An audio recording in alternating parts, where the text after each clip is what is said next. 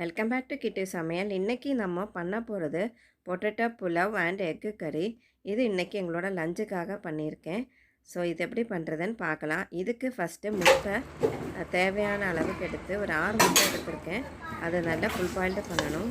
தேங்காய் கூட சோம்பு பட்டை சேர்த்து ஸ்லைட்டாக வதக்கி எடுத்தால் போதும். அதை எடுத்து வச்சுக்கணும் அரைக்கிறதுக்கு. அப்புறம் கொஞ்சம் சாம்பார் வெங்காயம், அப்புறம் பெரிய வெங்காயம், பச்சை மிளகா, ஒரு ஹாஃப் தக்காளி இதெல்லாம் கட் பண்ணி வச்சிடணும். கடாயில் எண்ணெய் விட்டு கறிவேப்பிலை போட்டு இந்த வெங்காயம் தக்காளி இதெல்லாமே வதக்கி எடுத்துக்கணும்.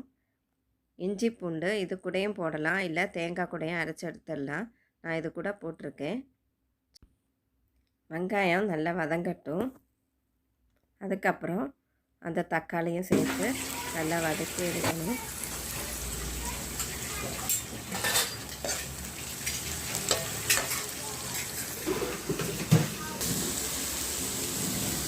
இஞ்சி பேஸ்ட்டு போட்டுட்டேன். பூண்டு பச்சை போட்டு வதக்கியாச்சு.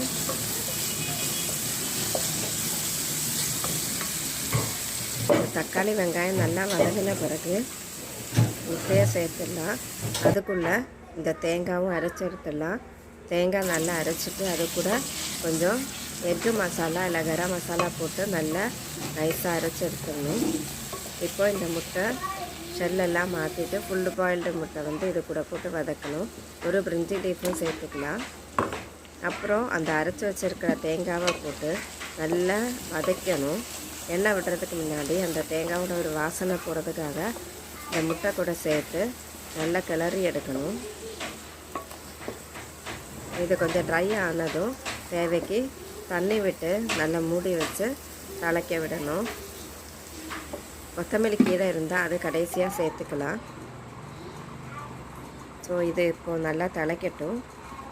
இதுதான் இந்த கிரேவி. இது ரொம்ப ஒரு ருசியான ஒரு கிரேவி, பொட்டேட்டோ புலாவ் கூட சாப்பிட்றதுக்கு.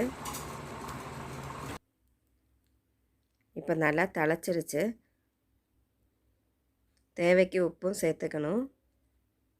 ஸோ அவ்வளவுதான் இந்த டேஸ்டியான எக்கு கிரேவி.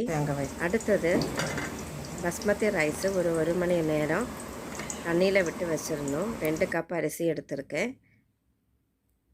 அதுக்கப்புறம் வெங்காயம், சாம்பார் வெங்காயம் கொஞ்சம் எடுத்துடணும். இது தனியாக ஒரு ருசி தரும். அப்புறம் ஒரு வெங்காயம் எல்லாமே கட் பண்ணி எடுத்து வச்சிடணும். கடாயில் பட்டை, கிராம்பு, கொஞ்சம் சோம்பு, கல்பாசி, அப்புறம் முந்திரி, கிஸ்மிஸ் இதெல்லாம் சேர்த்து நல்லா வதக்கி எடுத்துடணும். சாம்பார் வெங்காயம் மட்டும் தனியாக அது கூட சேர்த்து வதக்கணும். அது வதங்கின பிறகு சாதா வெங்காயம் சேர்த்து நல்லா சிகப்பாக வர வரைக்கும் வதக்கி எடுக்கணும். வெங்காயம் நல்லா ப்ரௌனிஷ் ஆகணும். அதுக்கப்புறம் தான் தக்காளி சேர்க்கலாம். எண்ணெய் கொஞ்சம் ஜாஸ்தியாக விட்டுக்கணும். இப்போது இது கூட சின்னதாக ஒரு பிரிஞ்சி லீஃபும் சேர்த்துடலாம். கொஞ்சம் உப்பும் சேர்த்துக்கணும். இப்போ இந்த வெங்காயம் வதங்கட்டும். அதுக்கு அடுத்தது தக்காளியும் கூட சேர்த்து கொஞ்சம் மஞ்சத்தூள் சேர்த்து நல்லா வதக்கணும். அப்புறம் சோயா சங்க்ஸு வேக வச்சு எடுத்து வச்சிடணும். அதில் உள்ள தண்ணி எல்லாம் நல்லா ஸ்க்வீஸ் பண்ணி எடுத்துடணும். இப்போது இந்த வதங்கின வெங்காயத்துக்கு கூட அந்த சோயா சங்க்ஸை போடணும். கொஞ்சம் பிரியாணி மசாலா தேவை இருக்குது, அதுவும் ரெடி பண்ணி வச்சிடணும். இந்த சாதமும் தண்ணியை கொட்டிட்டு ரெடி பண்ணி வச்சிடலாம். இப்போது உருளைக்கிழங்கு கட் பண்ணி வச்சுருக்கிறது ஒரு 2 உருளைக்கிழங்கு எடுத்துருக்கு. அது கட் பண்ணி வச்சது இந்த நல்லா வதங்கின வெங்காயத்துக்கு கூட அதுவும் சேர்த்து இப்போது தேவைக்கு இன்னும் கொஞ்சம் உப்பு தேவைன்னா சேர்த்து நல்லா கலரி கொடுக்கணும். வெங்காயம் நல்லா ஃப்ரை ஆகணும். அதுக்கப்புறம் தேவைக்கு தண்ணி விட்டு நல்லா பாயில் பண்ண விடணும். இது கூட சோயா சங்க்ஸும் போட்டாச்சு.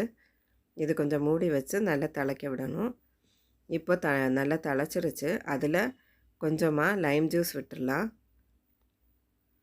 விட்டு அது கூட இப்போது அரிசியும் சேர்த்துடலாம். பிரியாணி பவுடரும் இது கூட இப்போ போட்டுறணும். பிரியாணி பவுடரும் போட்டு அந்த பாஸ்மதி ரைஸும் இது கூட இப்போ சேர்த்துடலாம்.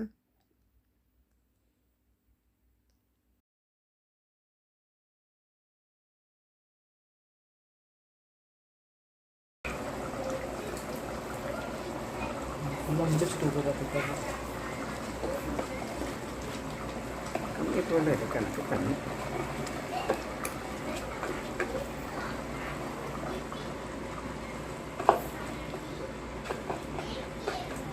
ஆடு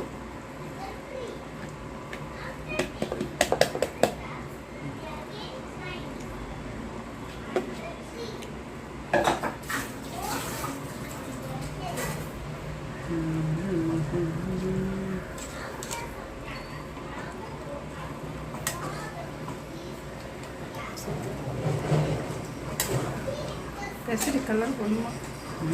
கேசரி கலர் போடணும், உடம்புக்கு சாப்பிடணும்.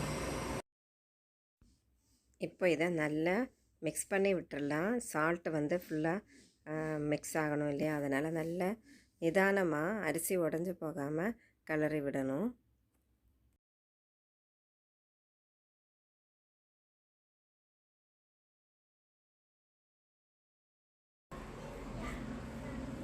ஒரு பிஞ்சு கேசரி கலர் தண்ணியில் நல்லா மிக்ஸ் பண்ணி வச்சிடணும். அதுவும் கடைசியாக இது கூட சேர்த்துடணும். இப்போ உப்பு இருக்கா பார்த்து உப்பு சேர்த்துடணும். சேர்த்து குக்கர் மூடி வச்சு ஒரு விசிலுக்கு போடும். ஒரு விசில் போட்டு எடுத்துடணும். அப்புறம் அதில் இருக்கிற சூடெல்லாம் போன பிறகு தான் குக்கர் ஓப்பன் பண்ணலாம். அப்போ தான் சாதம் கரெக்டாக வெந்திருக்கும்.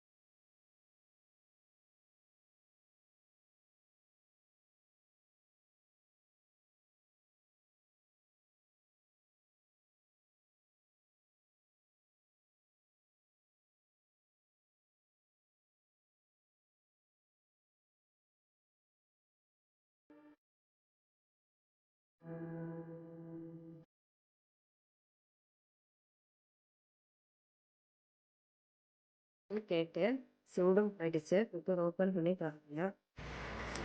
ரைஸ் கரெக்டாக வந்து நல்லாயிருக்கு.